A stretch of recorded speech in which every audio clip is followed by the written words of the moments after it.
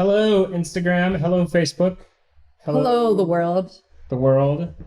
We're back. Launch Radio, episode 24. Yeah. 24. Crazy, right? Episode 24, Launch Radio. Moving right along. Happy November. Happy November. I'm kind of happy that, Halloween's done. It's time to... I'm getting, exhausted of people not doing things. Yeah. And everyone's just like, oh, it's because it's Halloween and I've got this. It's like, no, that's not an excuse. It's time to move on. Halloween in Los Angeles is about 6 to 8 weeks. It really is. And I'm just like, okay, we get it. Mm-hmm. Halloween. It's one night. Let's just move on with our lives and, whatever. So, yeah. We made it through the Halloween craze. We're here November 2nd, and we've got a great topic today. Do these headphones make me look fat? That is very relevant to our discussion today. Because a personality type, we listened to someone giving some analysis on a personality type, my personality type, which tends to be very direct, a little overly honest at times. Correct. So today's topic is about the Myers-Briggs personality. And we both took the 16personalities.com test, and I've taken it a few times over the past couple years. It has stayed relatively the same. There's a few that change here and there, but it's pretty consistent. I know you've taken it a bunch, and they do tell you to take it several times, and not within the same week. But I highly recommend doing it because I think it's very fascinating to learn not only about yourself, but then people around you and why things... why people interact the way they do, why people approach the world they do. Because I think a lot of times we're super judgmental of everyone, or I don't understand how you don't why do you do this? And it's well, because everyone has a different personality, Yeah. And it's about being open to all of these personalities. And I feel like it gives people there's a good foundation because you're actually taking a test and you have some involvement in what the outcome is. Yeah. There's a lot of, backing to that you're actually involved in what's happening there. Some people are like, oh, well, if you're just telling me, whatever, and by the way, I'm not knocking astrology here because I know a lot of people are into astrology, but some people are like, horoscopes, I don't have any participation in that.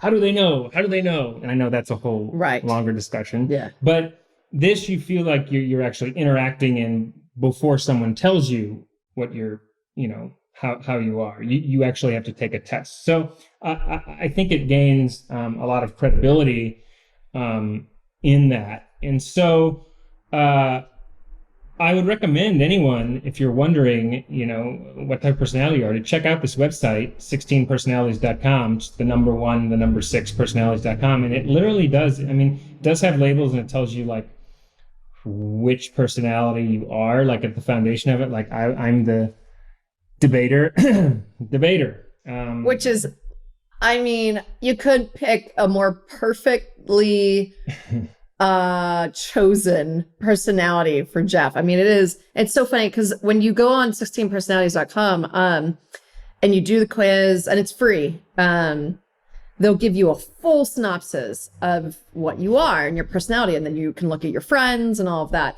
and they do strengths and weaknesses. Geoff's introduction is so perfect for him that I was like, you don't need to take the test over again. This is you. And it says, follow the path of the unsafe, independent thinker. Expose your ideas to the dangers of controversy. Speak your mind and fear less the label of crackpot than the stigma of conformity. And on issues that seem important to you, stand up and be counted at any cost. That's my... it's if there's oxygen in the world and we all need oxygen, that's the ENTP, which is debater. source of oxygen. So you are an ENTP. ENTP. You love. 100%. You're very impartial. You can take the impartial view, which is 100% correct. Because if anyone, those of you that follow us on all of our social media and listen to our podcast, know that he is very well equipped at taking a very impartial view of anything. 100%. And I mean, well, first let's, there's the 4 letters. I mean, each personality is given 4 letters. Right. And mine are E, which is external, N, which is intuitive, T, which is thinker, and P, which is perceiver. And then there's the opposing 4 letters to that. So if there's external, intuition, thinker, perceiver, the opposite 4 letters would be internal, and then sensory, and then it would be feeler, and then it would be judging, judgment type, judgmental. So you've got ISFJ, and you've got ENTP, and all of those 4 letters are the opposite letters to each other. And so while I'm an ENTP, what were your 4 letters? I am an ISTP. ISTP. So we're opposite, except for the last letter. You're ISTP.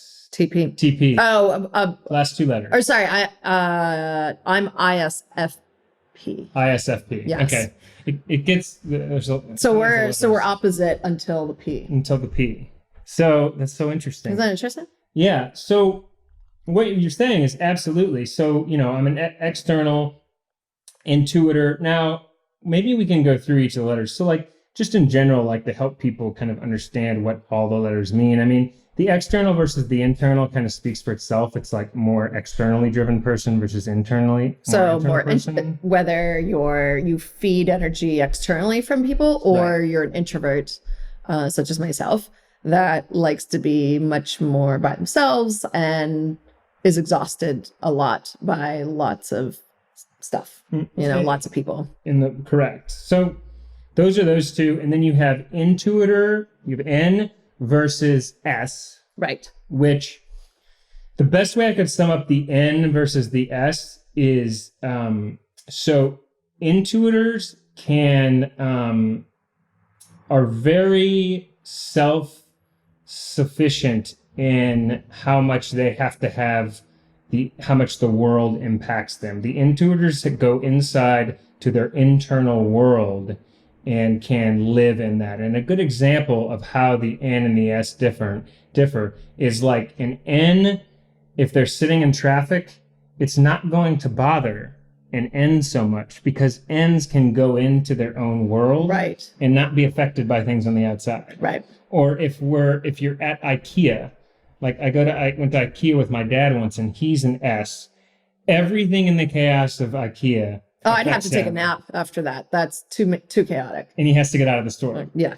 While an N in a chaotic environment can just go into their phone and just nothing, and they can just totally tune out all that noise on the outside, and just go into their own world. So a big way to differentiate the 2 is know that the people who have S, the surrounding environment is affecting them big time, and the N's can go outside. And then there's feeling and thinking, which you're more of the feeler and I'm more of the thinker. Those are kind of self-explanatory. You approach the world, you're more of a cognitive person versus can be more emotional. And then the last 2 are a little trickier to understand, which is the P, and we're both P's, I believe, right? Yeah. Yeah. The P is J's, it's P versus J. J's are much more about locking things down, things being this way, things being that way, while perceivers are more about keeping an open mind, not being locked down to one way. They're less pragmatic. J's tend to be more pragmatic and more about do things this way, that way. P's are pretty easygoing, pretty go with the flow, which is totally fair, because when we do podcasts, I'm like, Geoff, I'm running late, 10 minutes, not a big deal. Or, hey, I can't do today. Can we do tomorrow? It's very easy flow. Don't get too concerned about things changing. You know, we just started just kind of work with it. J's would be more paranoid about like being on time, Right. being like that type of stuff. J's go crazy at, while P's are just like, eh, Right. What's time? we don't really care. We much. actually are really bad with time from what I read. Yeah. The P's are just like, not too good. just are like, I don't know, how long does, we have no idea, Yeah. you know? And that would drive like someone that's a J completely insane. Out of their mind. Right.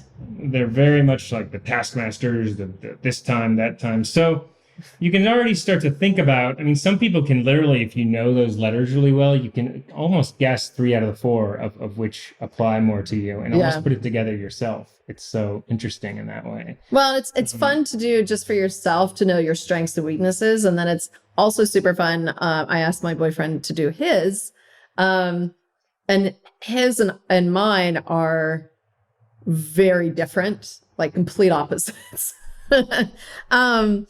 Which is fine. And like in any astrology, you know, or anything, you know, opposites attract kind of thing. You just will have those turbulent kind of like, I don't understand you. And the other person's like, I don't understand. It's because we look at things radically different and we approach the world radically different. So for example, we're both introverted. He's much more intuitive and can sense everything. And I'm much more observant in the sense that I sense. It's the sensory. It's the S. It's the S. All around you. Right. So he's much more intuitive, which can drive him nuts because he's like, how are you not more aware of things? And I'm like, because I just not. He and I have the N in common, by the way. So he and I would get along on the N element of things, where you're more aware, like you're the world around you, while he's inside, like the N inside with. Correct. Yeah. And then when we were talking about the P versus the J, he's a J, and it's perfectionism, more pragmatic and such, very idealistic. And if it doesn't fit the ideal view, it's very frustrating. That's a massive stress for them. Whereas the P's are a little bit more like, it's okay, let's just shift. But to a J, that is like, oh my God, you know? So it can cause, but it's interesting. I say that in the sense that it's always interesting to look at your partners and what they are. And so I'm the debater. What are your guys? You're the he's the advocate and I'm the adventurer. On the 16personalities.com website. Yep. Okay. Yeah. So you're the adventurer. Which is super advocate. Like go with the flow. Yeah. You know, kind of like la-di-da. Now, things that stress you out are people that shut you down. Me. Correct. Yes. That are like, because you feed, like, for example, my sister is very similar to yours. In fact, she is a debater. So I wouldn't be surprised if she took this and she was a debater. Keep in mind, I don't talk to my sister because she drives me crazy because all she wants to do is debate. And she's a lawyer for good reason because it's literally all she wants to do, you know, and you're lawyers, there's probably a lot of them. Well, I think that, yes, the debater's a big piece of that. And I think that the reason that most people don't go this far into it, but it's an important element, and it's that underneath your main functions, you know, when you see the ENTP or the ISFP or whatever, there's certain functions that are affecting how that kind of put together your personality based on how you are internally versus how you are externally. And this is kind of going a level deeper with it. And what that means is there's a there's a dominant function, an auxiliary function, a tertiary function, and an inferior function. And which of those you are depends on your personality type. And so I'm an ENTP, and my dominant function is my external intuition, while my auxiliary function is my internal thinking. So I approach the world with this intuitive mindset, kind of everything, the big picture, seeing all sides of things, my YouTube videos, I see on Twitter, I see things in a really the big picture. And then I shift into internal thinking, which I like to mull over things. I like to think things through very deeply. Like I'm very much a thinker. And then my tertiary function, which is kind of a weaker form of the dominant function, it's an extroverted function. It's feeling. So I go from intuition externally to feeling externally. And then my weakest function, my inferior function, is my internal sensing, which I'm just not good at. The sensory of what's happening in the outside world when I'm internal, that's not processing much inside with me. So you have these 4 functions happening underneath that most people are unaware of. And I think what you were about to get at, which is absolutely correct, is that, the reason ENTPs like to debate is because we approach the world with this intuitive external intuition. When we shift into our internal thinking, our way of like processing and crystallizing our thoughts is interaction with people. Right. So something like Twitter, or being like a lawyer, or even there's a lot of, journalists and philosophers, and anything where there's interaction and debate, politicians, a lot of ENTPs, because our life energy comes from the interaction. Jeff for president? From the debate. Jeff Bento just Beto, yeah, bowed out. I think take his place. I think I might. Geoff 2020, Pilkington 2020. Oh my God, that'd be amazing. I'm all in. But yeah, so we get our mojo from that Twitter. Twitter's a good example. And everybody you see on Twitter going back and forth, there's a lot of ENTPs on Twitter because it's the people that like the interaction, that feed off that gives them the energy, that gives them the ability to crystallize their thoughts. But a lot of people, and especially ENTPs, have to be careful of this in relationships. It just can exhaust people, that much intellectual discourse, debate.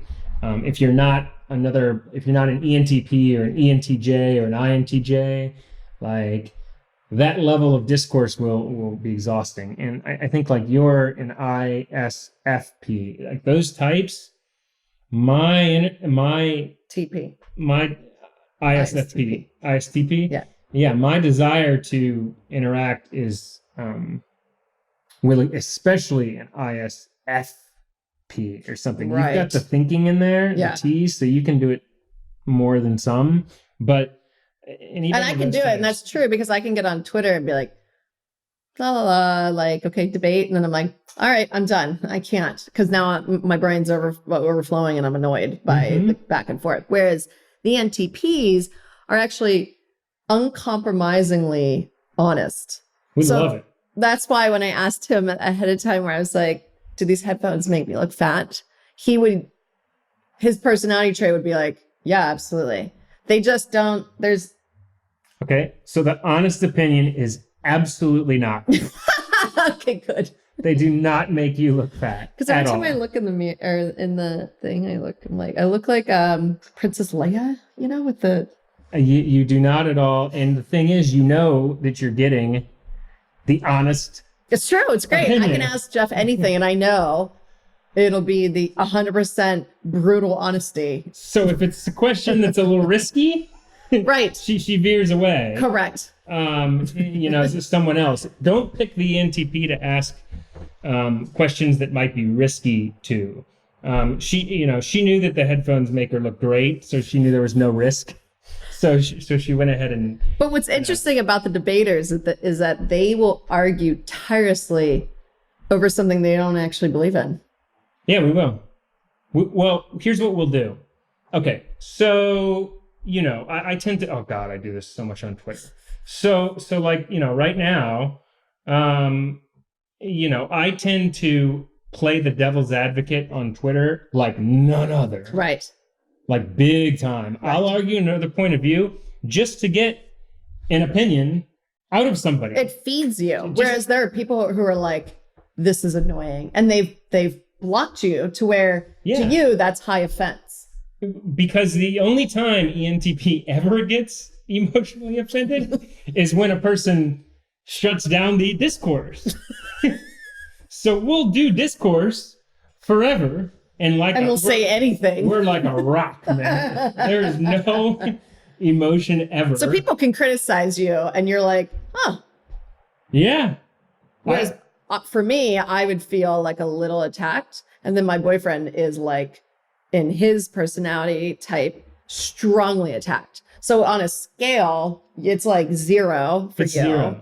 I'm like a 2, and then my boyfriend would be like a 4 or 5. So like we just all are very different in that sense when it comes to, and it's interesting because those types of things are important to know about like your managers and your coworkers and your friends and your relationships, because there might be reasons why there's struggles in something, and the way the lackadaisy part of someone that is a P, for example, drives someone that's a J nuts, and it's like, okay, how do you balance each other out, right? And to where it actually works out. So for example, like things that stress me out would be any type of noise makes me like irritated, like really loud. Like I get super annoyed when I'm outside trying to talk, and then all of a sudden there's like, it's trash day, and it's just garbage men, and I'm like, oh my God. So and I just have a you. meltdown outside. I get super angry. Wow. Small talk. I can't do small talk. I cannot do it. A lack of independence. If someone tells me what to do, I get very annoyed. Yeah. Strict guidelines, like because I'm so lackadaisy, I don't like to have strict guidelines of what exactly I have to do. And then I cannot, the things that really stress me out are completely out of control emotions. I can't, I don't understand it. To me, it's irrational, and it's out of control emotions. Yeah. Like, explain that. So for example, like if someone is just like, you can have emotions, but then they can reach into levels where you're like, oh my God. Yeah. And to me, I don't understand it. It stresses the shit out of me, and I get exhausted. I can't, I don't know what to do with it. Right. Whereas inside, I have feelings and emotions. I just don't talk about them. And that's a weakness where it's very hard for someone to know, because I don't express things as well. Yeah. But for someone that wears it on their sleeve, they can't wrap their head around why I don't talk it and express more. And it's because that's not my personality, Right. So you're so I'm an ISTP. I thought you were an ISFP. No, I'm an ISTP. Oh, you're an ISTP. Let me see here. ISTP. Oh, okay. I thought you were an ISFP. Aren't you the...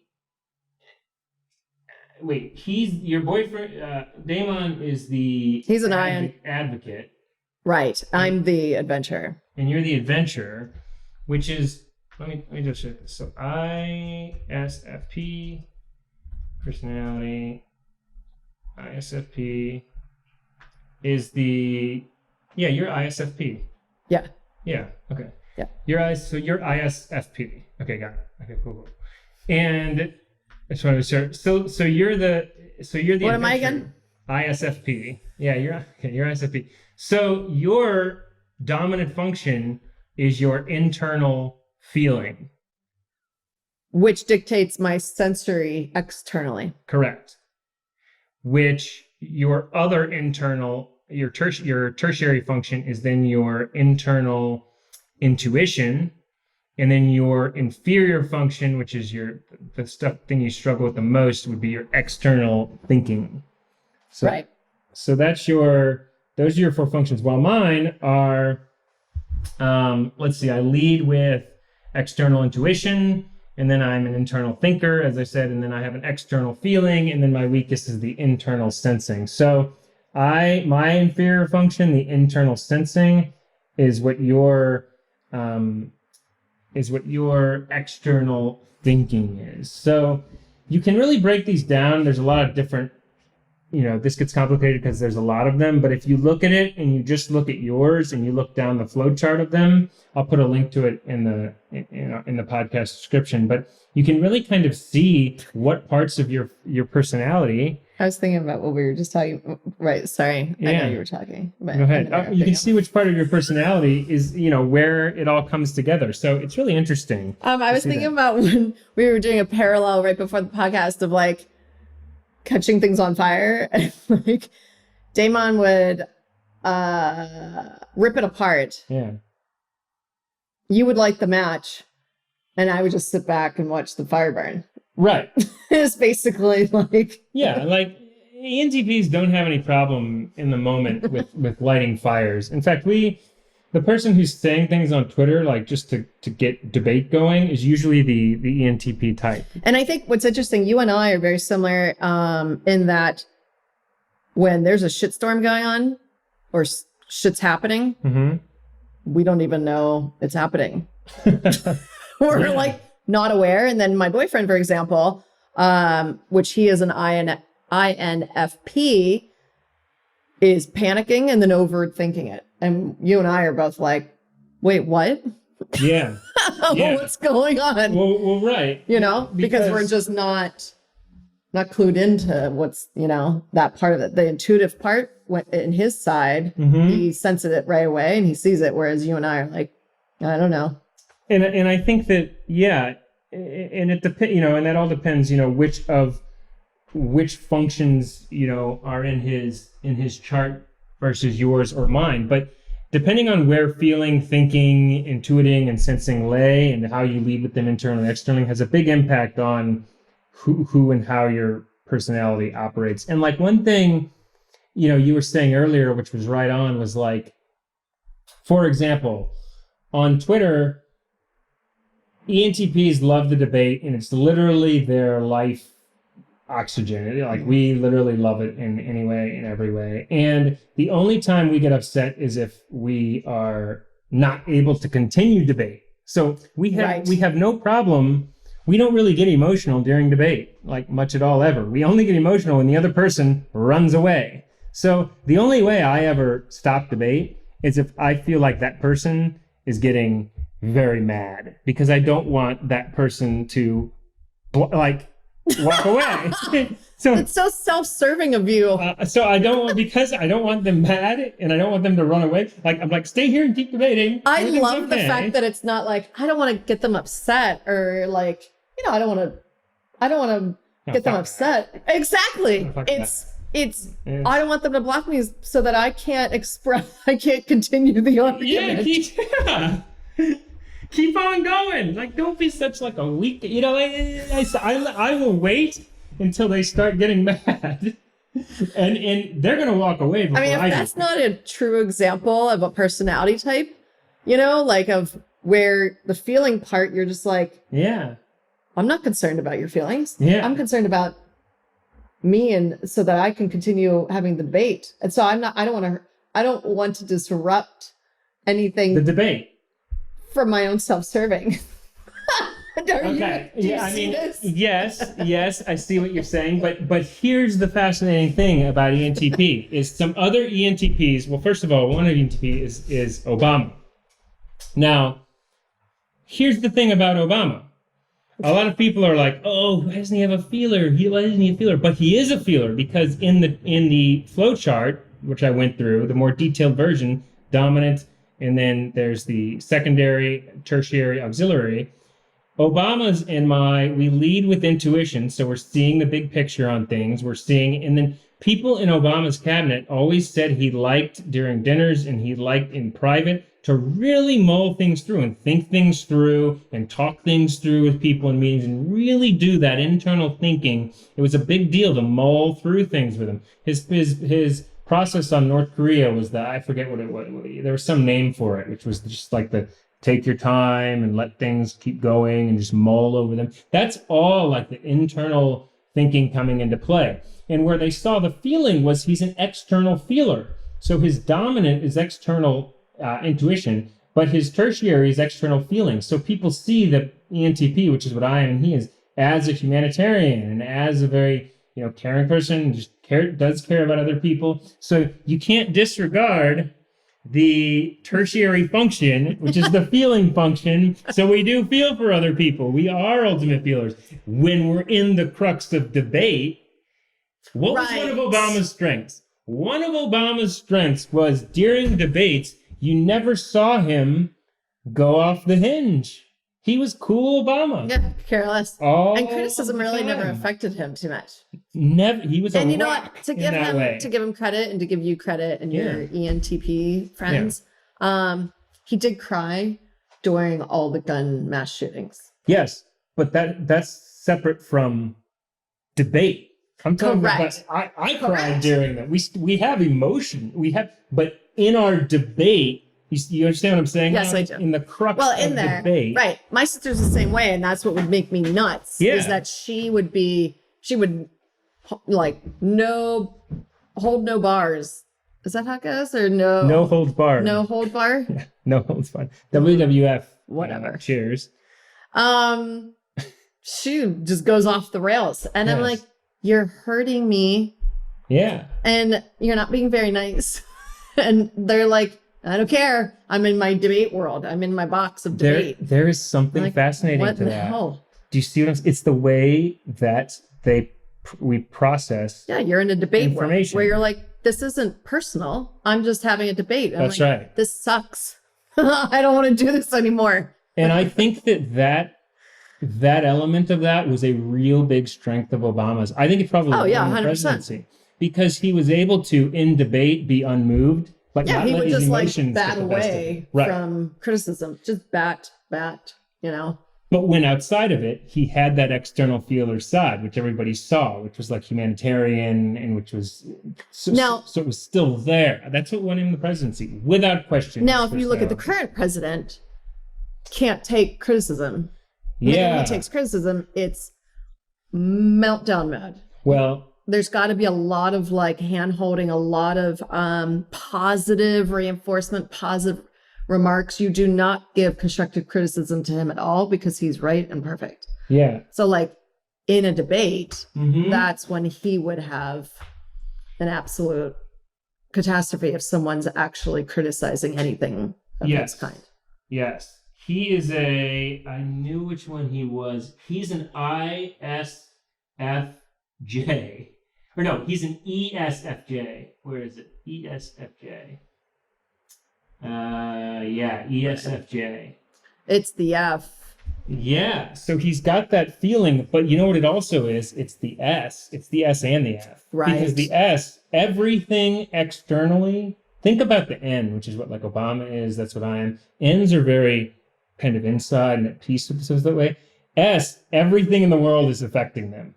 So Trump on Twitter with that S, right? Everything's hitting him, and he's going right to this is what's happening. So everything that's happening in the world, Trump is, and he is an ES. By. Correct, ES. He's external, and you're an EN. EN. I think Damon's an IN. So then you and him have a similar N, whereas you're not affected by the world. Whereas me, I'm an S. I'm an IS. I can't go out very much. And when I do, I get exhausted and I have to take a nap for the next 4 days. I have to sleep a lot. During the day, it's really obnoxious. I'm just really tired because the outside world is really exhausting to me. Yeah. Things just are exhausting. So they affect you. Yeah. And it's actually interesting. I was reading about mine just now where it's my desire for adventure and need for freedom combined with the feelings as the last function can lead to a reckless behavior for some people like me. They thrive on impulsiveness and actually need to feel alive. They might even enjoy breaking the rules at times. They love being able to do what they want, especially when they think of doing it. Wanting to have fun and not caring what anyone thinks can be dangerous, but it can also have a positive side. They're willing to jump out on a limb, take risks, hence the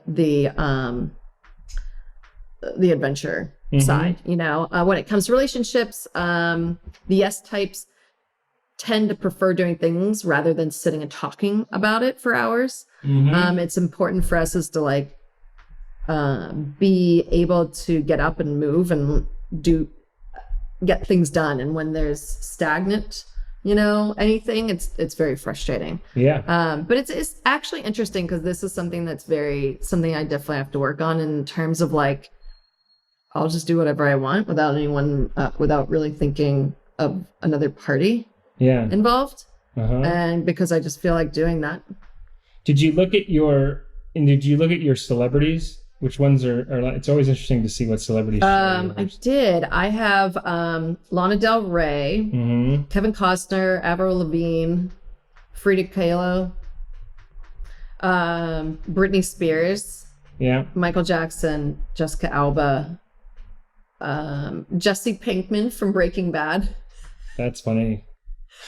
Which is hilarious. All these people from Lost, which I never watched the show, so I don't fucking know any of those people. That's great. Hugo. Wasn't he the bigger guy? I don't know. I never watched that show. But yeah, those are all the people that I'm... So here are mine.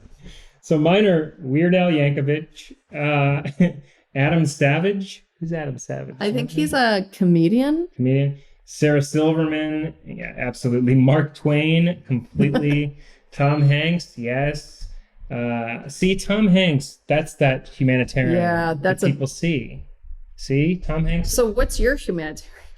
You haven't got there yet. How am I? How are you possibly humanitarian, Geoff? I very much am. I'm just kidding.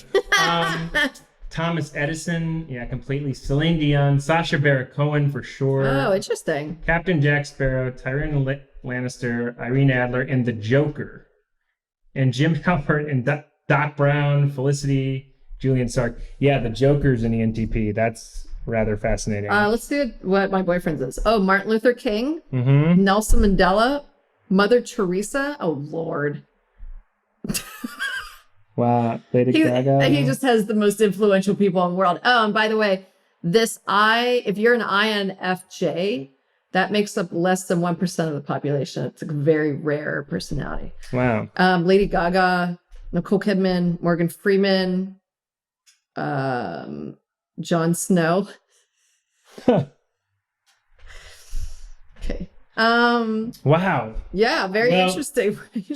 So I think I think with anything, Geoff, I think it's like I could read this and be like, well, I guess my relationship's over because we're both very radically different. And I think you have to almost take it with a grain of salt in the sense that like, okay, this is what it comes out, but that doesn't necessarily mean you can't date someone that's opposite of yours or, in those circumstances, the person could help you with your weaknesses. It's more of an awareness and making sure that like you're both open from that perspective. So you're not just locked into this. Yeah, right.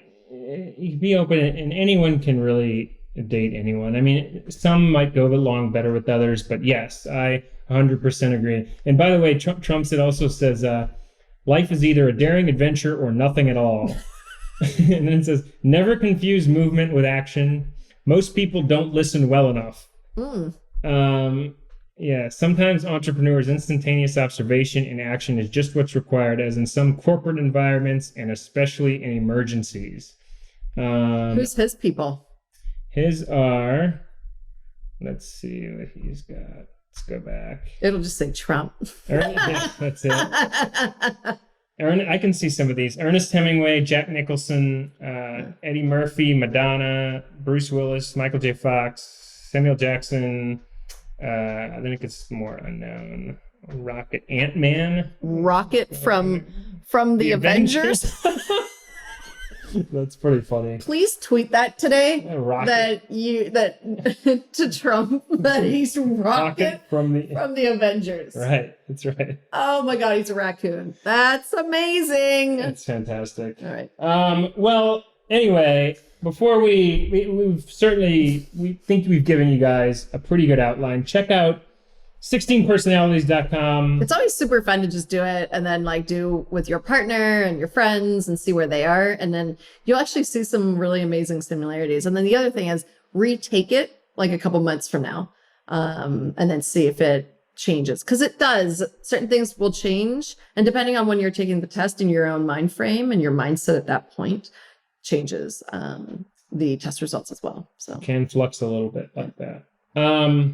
Yes, 100%. So thank you. This was episode 24. Here at Launch Radio, we're the future, and the future is Launch Radio. Next week, I think Sex with robots? Sex with robots. Oh no, that's not it. Sorry. Though that's quite the topic. Well, Geoff sends me multiple things on a daily basis, which I love. And sometimes I have an opportunity to read them right away, and sometimes I don't. Today's Geoff article was about having sex with robots, and that's the new future. And I'm like, I mean, that's fair.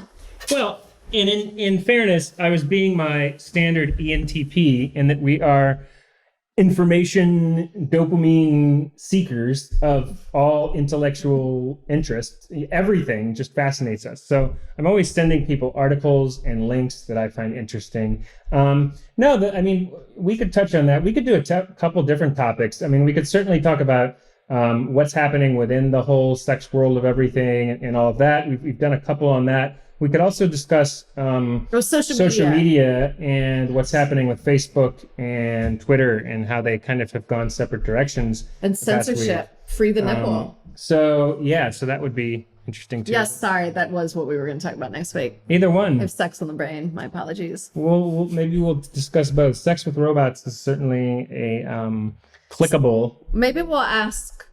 That article was really interesting, actually. Maybe we'll ask everyone.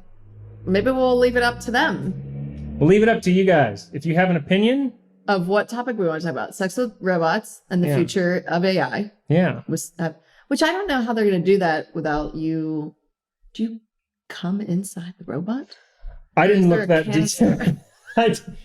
I have no idea on that. I have not looked that deep into it, but this article was really interesting. Wouldn't you ruin the robot? Okay. All right. Kira's getting into going into R rating and beyond here. Well, whatever. So, or should we talk about Twitter and Facebook and where things are censored or not censored, and the ways they're going to go politically? So both are very highly interesting.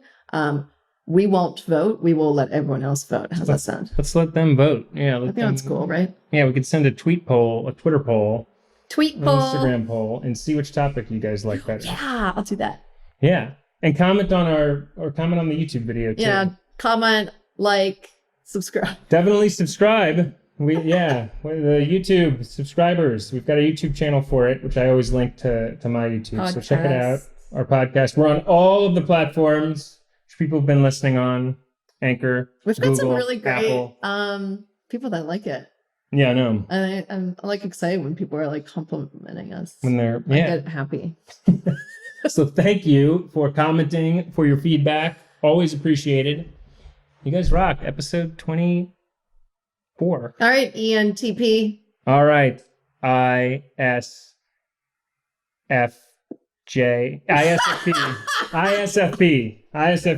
is Kira. ENTP is me. Thank you, everyone. We will see you next week. Bye. Later.